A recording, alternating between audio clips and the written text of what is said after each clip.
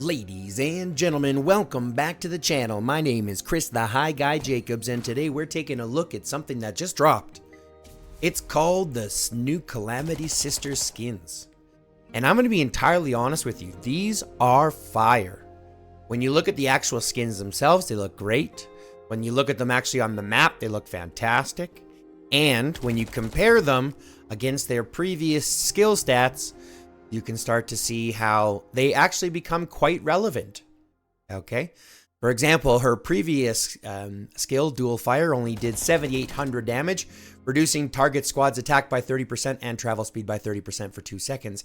Now it does 10,000 damage, reduces the squad's attack by 30% and travel speed by 30% for 2 seconds. And if your travel speed is greater than the enemy's, damage factor increases to 13,000. So now she's punching just as much as the bigwigs. Okay? As long as you have her travel speed. So, granted, that means you're thinking all of a sudden now you have to actually put more into her travel speed. Well, let's understand some things, okay? First, she here is limiting their travel speed. Granted, it's not going to trigger on her own ability. But you do have things like this, where when you compare it to her other one, where it increases the rider squad attack and travel speed by 12%, you actually get an increased rider squad attack by 30%, travel speed by 12%, and counterattacks have a 20% chance to increase the travel speed by 30% for 3 seconds. So, being in battle, you now have the chance to increase your travel speed, which then allows her to trigger her main skill at 13,000. Also makes it easier for running away, catching up, field battle, and the rest. Mobility is pretty insane. Granted, it's only 3 seconds and 2 seconds for, you know, making things slower, but it starts to stack with how fast they start to generate rage. Especially when you look at how her next one, A Step Away, okay, which replaces High Caliber. High Caliber basically provided a 20% chance to heal lightly wounded squads in the unit. If Catherine is present, healing goes increased by an additional 30 or 15%. So that basically gives you a 35% healing healing percent, or a 30%. Healing will be increased by 15%. So the chance isn't. It's still a 20% chance, but the healing factor goes up by 15%. That's what the way that I read it. If that's wrong, you should let me know. But it looks like the healing effect. So the heal factor itself will go up, not the trigger rate. Now you have that same ability, except now if Catherine is riding with her, that makes their defense increased by 18%. So now it makes the riders tankier. So now you have a healing effect, makes them tankier. Healing is increased by an additional 15% as long as you have Catherine there. And then obviously when you have her awakened, regularly you had this gain 50 rage after using a skill, so it started you off with a little bit of rage, which is nice. Now, increases the rider's travel speed by an additional 12%, right? And an additional heal factor. So now she has 2 different heals, generates rage, travel speed, and decent damage. And when she's with Catherine, defense and extra heals. So this definitely makes her relevant. Now, this does pigeonhole her a little bit, in my opinion. You do want to run her with Catherine, which means that you do have to have Catherine. And if you're going to have Catherine, and chances are you spent in the game, you might have Catherine awakened. Cynthia awakened. No, Catherine. This is Cynthia. Ugh. You might have Catherine awakened, but of course that's locked behind a paywall. And I've just done a video previously about the protest that's happening in regards to the amount of paywalls that are happening in the game. But just by herself, this makes her a really decent individual to have out there. Especially for your battlefield lines that you might use for hunting farmers, or just fighting out in the battlefield, pardon me. This definitely makes her more relevant. Okay, this skin makes her more relevant. And then, when you look at how Catherine's skill is, it's unbelievable. Like, some of these changes, in my opinion, are just are bordering on overpowered. Okay, so previous she had this basic damage where you did 7,700, then you had a 50% chance to trigger for an additional 47, which would give you basically a 50% chance to deal 12,400 damage, right? 12,400 damage. Now, they have that same capability. So you're still dealing the 7,700 plus 4,700. And then there's an additional 30% chance to trigger combo damage at 2,700. So now you're looking at, and don't get me wrong, this does play out to diminishing returns in regards to, you have a 50% chance to deal damage on the attack.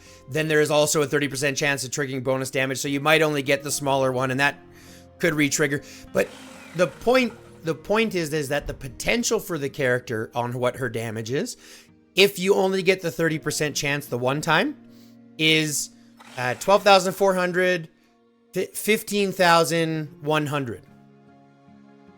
Okay, so that effectively means you have a 30% chance on the 50% chance, yada, yada, yada. You could do the math yourself. But if she hits for everything, that's over 15,000 damage.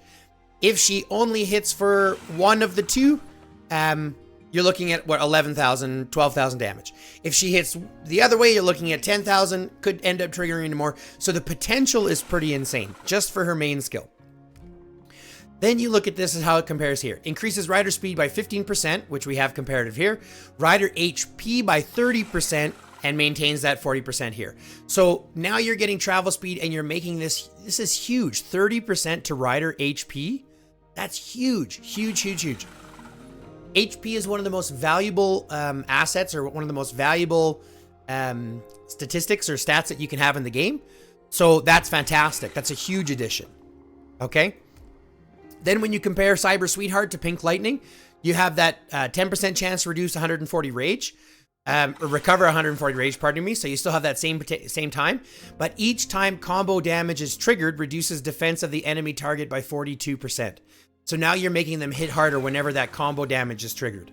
And yes, it's only 30% whenever it happens, but the fact that it combos and has the capability to combo again, right, is absolutely, that's like devastating. That's pretty darn devastating to reduce that defense by 42%. It means that they will hit really, really hard, right? And then you have that massive rage regeneration. So her and Cynthia together are going to be a pretty good duo if you have both the skins unlocked. Now, when you look at this last one here, when it's awakened, it's a guaranteed damage. So it's a guaranteed 77 plus 47, so you're not having to go from there. And then after awakening, here it is. After awakening, you're talking 8,500 damage to 5,100 damage on the next attack. So that's 13,600 damage, and then a 50% damage to trigger combo, which triggers off of itself. Like, once she's awakened, she literally becomes one of the hardest hitting heroes in the game. That's unbelievable to me. That's just absolutely unbelievable to me. She becomes fantastic. So you'll see these two ride together. You'll see her leading with Cynthia number 2, and they will hit incredibly, incredibly hard. However, here's the problem. You need these vouchers, which are only available in the Fortune Dice event, which is ridiculously expensive, and you need 250 vouchers in order to get them.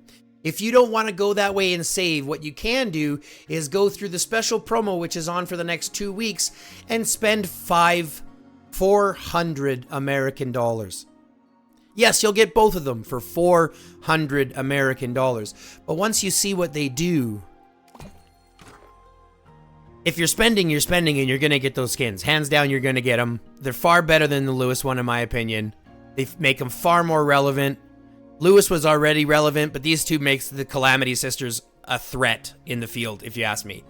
Granted, I'm not the only opinion. There are others out there, and there are others that know the game far better than I do. But I think the skins are fire. I think they are amazing.